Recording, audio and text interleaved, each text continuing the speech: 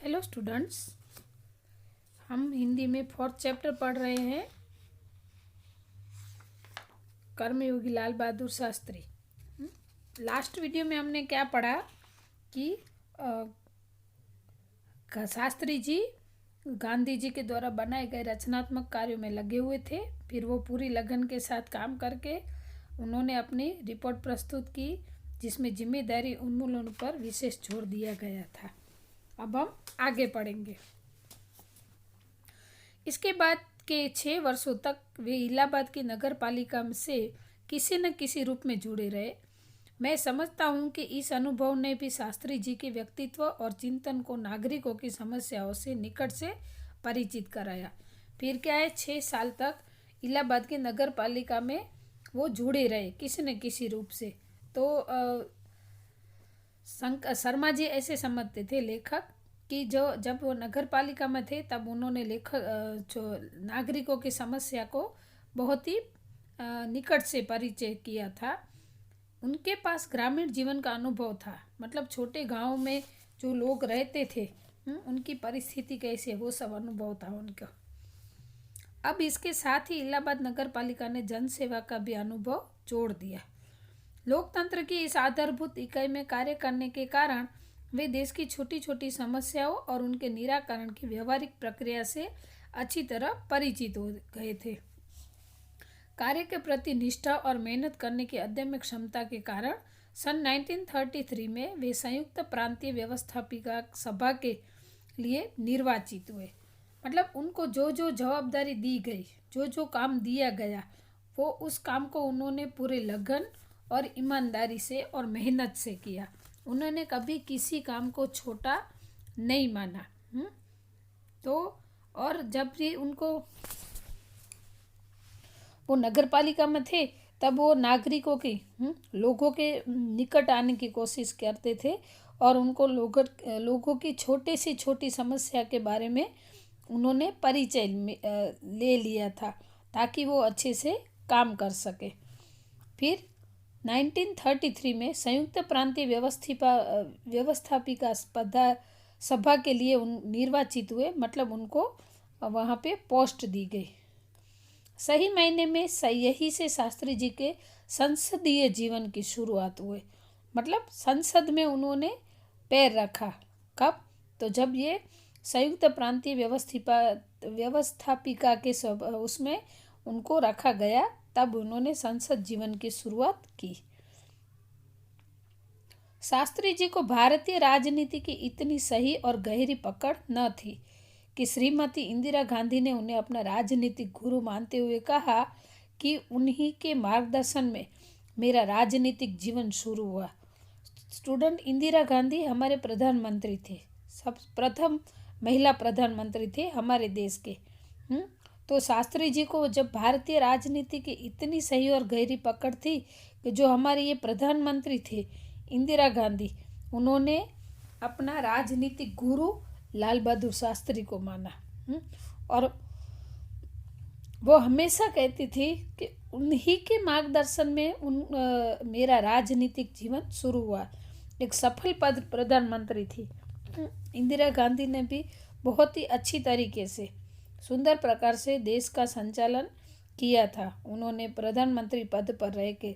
तो उनका कहना है कि अगर वो उनको इतनी सफलता मिली, वो इतना कर सके, राजनीति के बारे में जानकारी प्राप्त हुई, तो वो उनको लाल बहादुर शास्त्री से मिली और उनको वो अपना राजनीतिक गुरु मानते थे।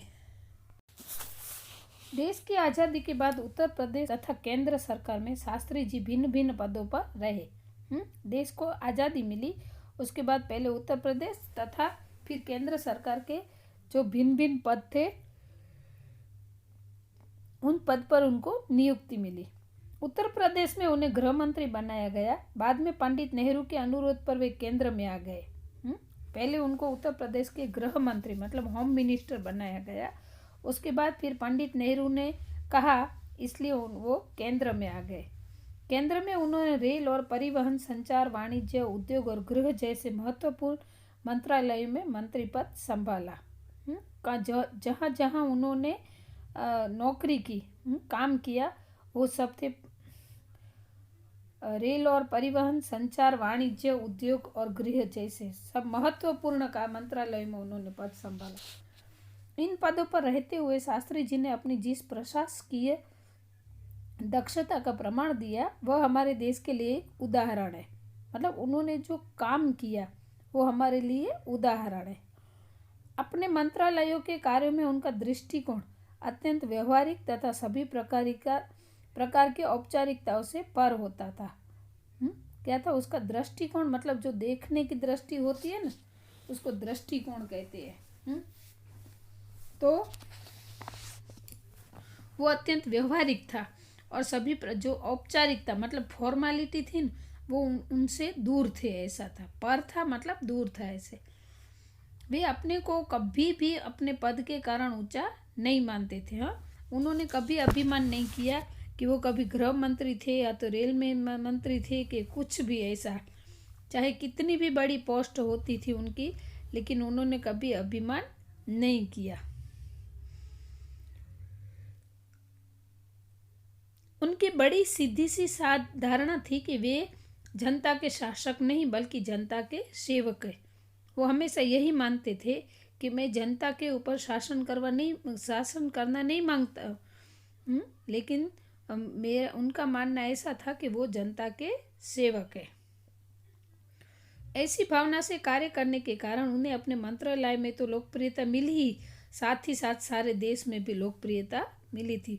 उनकी इस सोच और उनके कार्यों की वजह से मंत्रालय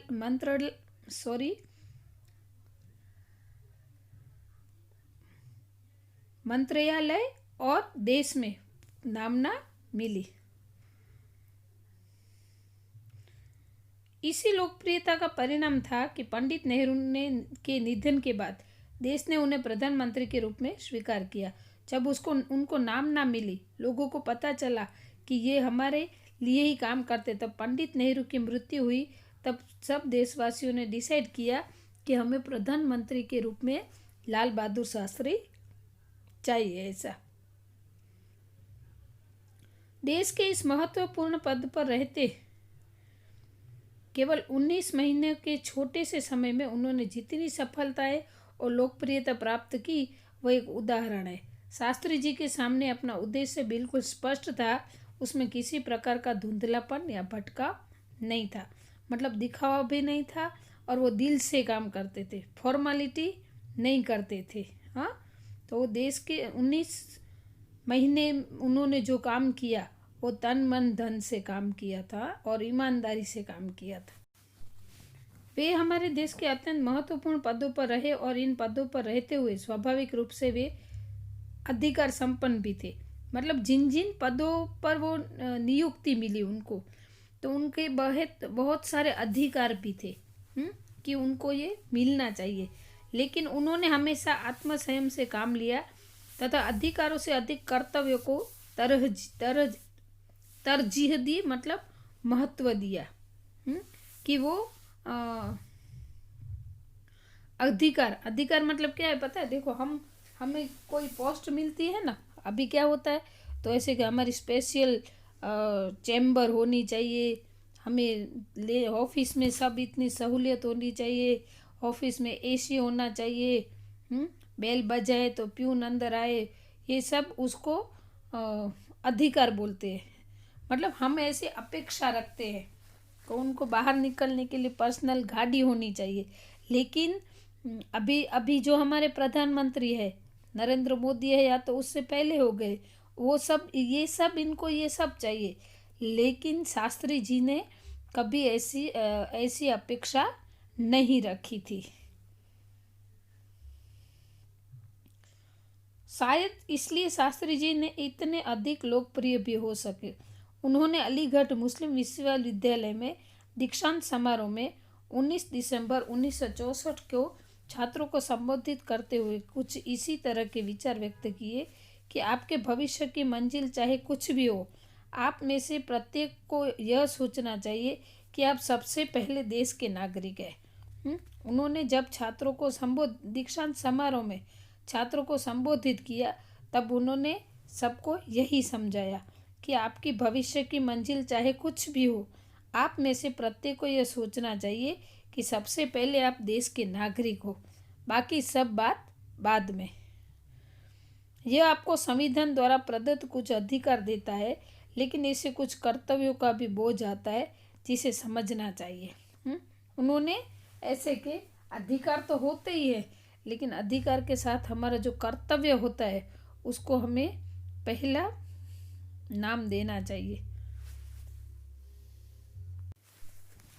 देश प्रजातांत्रिक है जो निजी स्वतंत्रता देता है, लेकिन इस स्वतंत्रता का उपयोग एक व्यवस्थित समाज के हित में स्वेच्छा से लगाए गए प्रतिबंधों के तहत होना चाहिए। अधिकार, कर्तव्य और आत्मसंयम के बारे में यह अत्यंत महत्वपूर्ण बात शास्त्री जी ने कही थी, जिसे आज याद रखने की जरूरत है। देश प्रजातांत्रिक है, हाँ, वो निजी स्वतंत्रता देता है, मतलब हमें हमारी लाइफ जीने की स्वतंत्रता होती है, लेकिन इस स्वतंत्रता का उपयोग एक व्यवस्थित समाज के हित में स्वेच्छा से लगाए गए प्रतिबंधों के तहत होना चाहिए। मतलब जो समाज है, समाज ने जो रूल्स रेगुलेशन बनाए हैं उस हिसाब से हमें हमारा जीवन जीना चाहिए। अधिकार, कर्तव्य और आत्मसंयम के बारे में यह अत्यंत महत्वपूर्ण बात शास्त्री जी ने कही थी, जिसे आज याद रखने की ज़रूरत है। हाँ, अधिकार क्या है, हमारे कर्तव्य क्या है और आत्मसंयम क्या है, उसके बारे में समझाते हुए बहुत ही अच्छी बात शास्त्री जी ने की थी, जो हमें याद रखनी है। मतलब इस लेसन में की है कि हमें अधिकार मिलते हैं, उसका सही उपयोग करना चाहिए, हमारे कर्तव्य का पालन करना चाहिए और हमें आत्मसंयम से काम करना चाहिए। ठीक है, तो स्टूडेंट्स, ये लेसन यहाँ पे पूरा होता है। आशा रखती हूँ आपको ये लेसन अच्छा लगा होगा। आप एक दो बार रीड करना तो आपको और भी अच्छा लगेगा। हाँ, तो ये वीडियो यहाँ पे पूरा होता है। अस्तु।